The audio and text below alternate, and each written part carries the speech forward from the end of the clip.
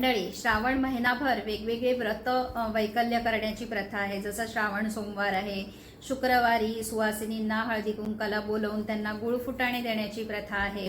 आणि ह्या प्रथांमागे काही ना काहीतरी सायन्स दडलेलं आहे. आता आपल्याला आजकाल ते समजावून सांगणारं कोणी नसतं आणि आपल्याला त्या प्रथा सगळ्या टाकाऊ वाटतात आणि म्हणून आपण ते करत नाही. आता दर शुक्रवारी गुळ फुटाणे खाण्यामागे काय सायंटिफिक कारण असेल किंवा काय आरोग्यासाठी काय महत्त्व असेल हे आज आपण जाणून घेऊया. आता चणे हे आरोग्यासाठी अतिशय उत्तम असतात. आजकाल हाय प्रोटीन डाएट घ्या असे सगळेजण सांगतात. त्यामुळे आपल्याला माहिती झालेलं आहे की व्हेज प्रोटीन जे असतं ते आपल्याला डाळी आणि कडधान्य ह्यातून आपल्याला मिळतं. आणि त्या दृष्टीने चणे हे अतिशय उपयुक्त आहेत, हाय प्रोटीन आहेत.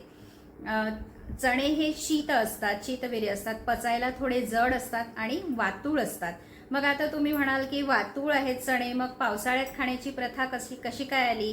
तर पावसाळ्यात जे आपण चणे खातो ते भाजलेले खातो.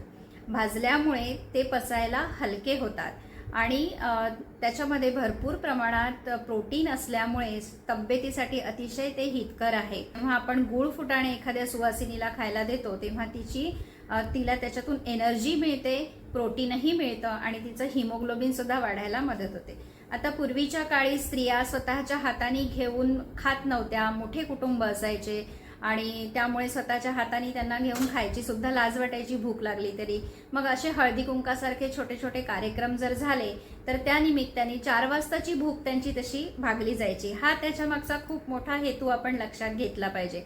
आज आपल्याला जेव्हा डॉक्टर सांगतात की तुम्हाला 4 वाजता जेव्हा भूक असेल तेव्हा तुम्ही चणे, फुटाणे, मुरमुरे, मखाणे खा, तर मग आपल्याला एखाद्या डायटिशियननी सांगितलं की ते पटतं. पण दर शुक्रवारी सवाशिणीला हळदी कुंकाला बोलवून चणे फुटाणे द्या म्हटलं तर आपल्याला ती जुनी प्रथा वाटते. तर ह्या जुन्या प्रथांचे जर सगळे आपण असं सायंटिफिक महत्त्व समजून घेतलं तर आपल्याला ते फॉलो करायला आनंद वाटेल आणि आपल्या तब्येतीवरही त्याचा चांगला परिणाम निश्चितच होईल.